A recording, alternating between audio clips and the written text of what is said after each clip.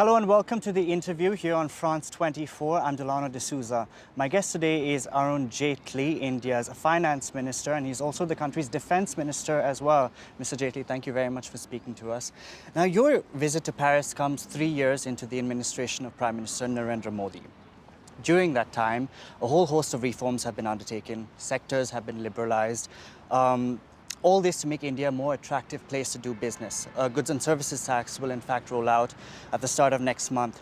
Yet despite all this, India ranks 130 out of 190 countries in the World Bank's Ease of Doing Business Index. What's going wrong? You see, conventionally, India's image was of a country which was not very easy to do business in. The entry point was difficult, the exit was difficult. Permissions used to take a lot of time, and that's been the historical position. Yeah. Now, if you now look at the 10 parameters that the World Bank has set, and we've got groups working on each one of those 10, we've made entry of businesses into India the simplest possible. FDI has been opened up in most sectors. We have the automatic route. I have now abolished even the FIPB. Exit is becoming easier. We now have an insolvency law in place. Institutions have been created. Investor protection is at its very best.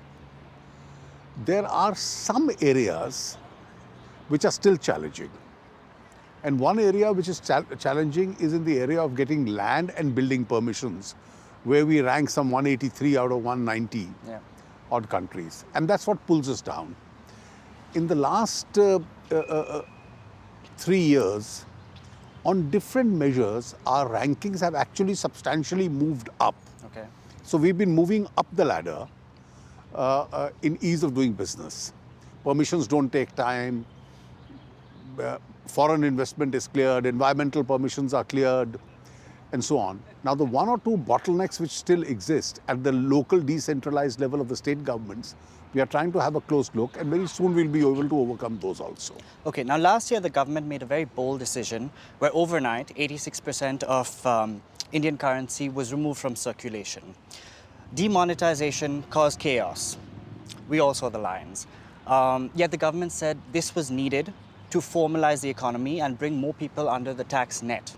What has demonetization achieved? Have more people come under the tax net? First of all, your premise is wrong. It never brought chaos. We saw the lines. You see, a line is not a chaos, that's an orderly conduct.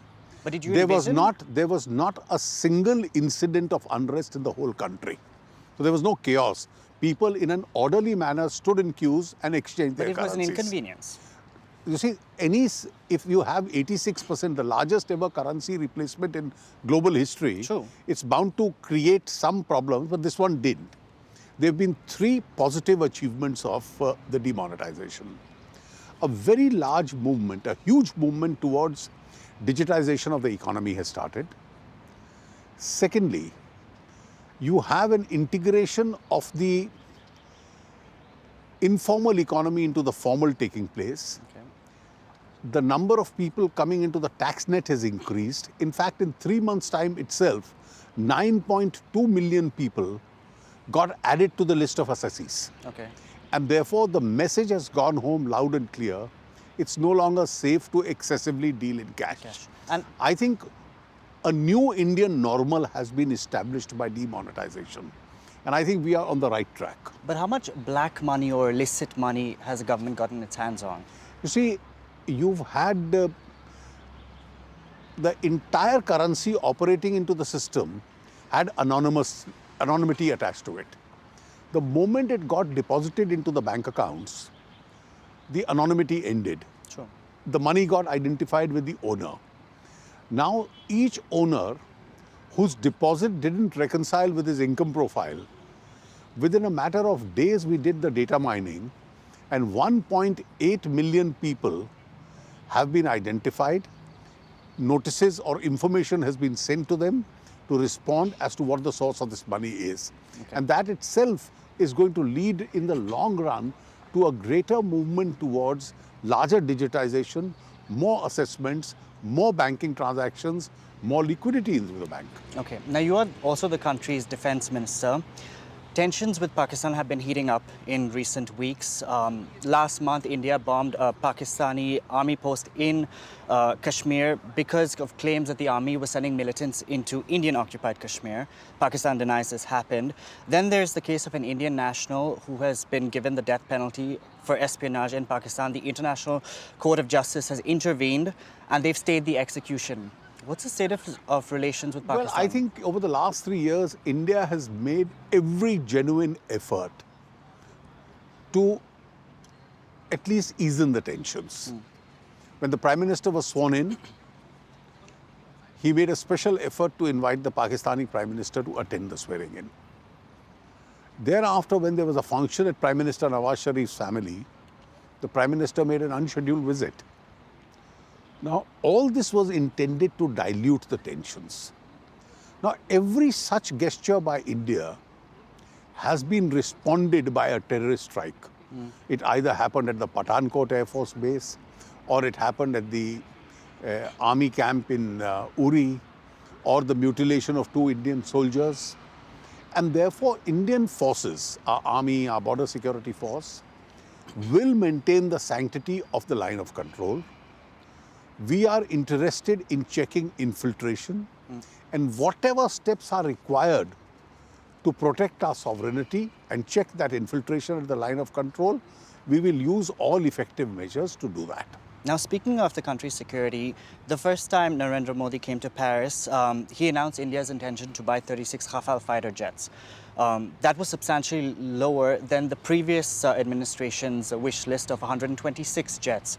The Indian Air Force still needs to upgrade its fleet. Will you be looking at Dassault Aviation, and if so, would you need all the planes to be made in India?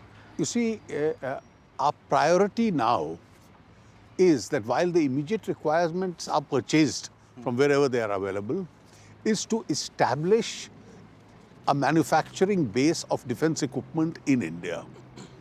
India, as you know, is sensitively located. We have a tense border. And therefore, we must always be in a state of preparedness. No country remains in a state of preparedness only by buying equipment across the world. We are open for international companies in partnership with Indian companies to set up manufacturing bases in India. We've allowed a larger FDI. We've also now announced a strategic partner policy in 4 different platforms, where we want Indian companies to tie up with international majors in defense manufacturing and set up manufacturing plants in India.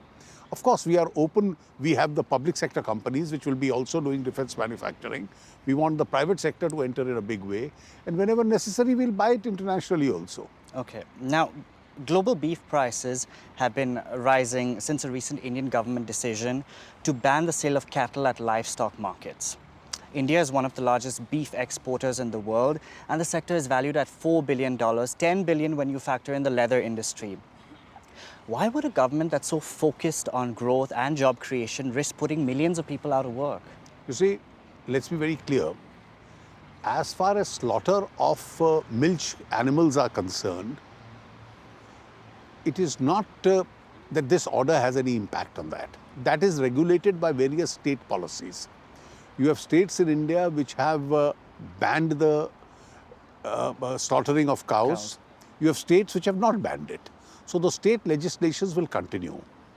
All that this order says is, which is the place at which animals are to be, for slaughtering, are to be sold. Now the farmer markets are not the place, because that farmer's law was not intended, it was intended for cattle to be sold and purchased for milk production. Therefore, outside the markets, that sale can still take place. It can take place at cattle fair. So the place is regulated by law in India. It's always been. So this is not some larger clampdown on beef? This policy doesn't have any impact on the slaughtering or the eating of it. That's regulated by the state laws. Where it is permitted, it is permitted. Where it's not permitted, it's not permitted. Because from an international perspective, it seems that it's a rather, it's very conservative, conservative policy for a government that wants to be economically liberal. You see, I don't think it has anything to do with the economy. This is only a place where the animals for farmer trading are to be sold. That's the regulation of that place. Now, moving on now, the Brexit debate. Over the next 2 years, the United Kingdom will be pulling out of the European Union. Indian companies are the second largest job creators in the UK. How closely will India be watching those We are negotiations? certainly watching it very closely. We've had a lot of discussions with the British leaders and the ministers in the government. And I must say, each one of them has been very forthright in saying that Brexit doesn't mean protectionism.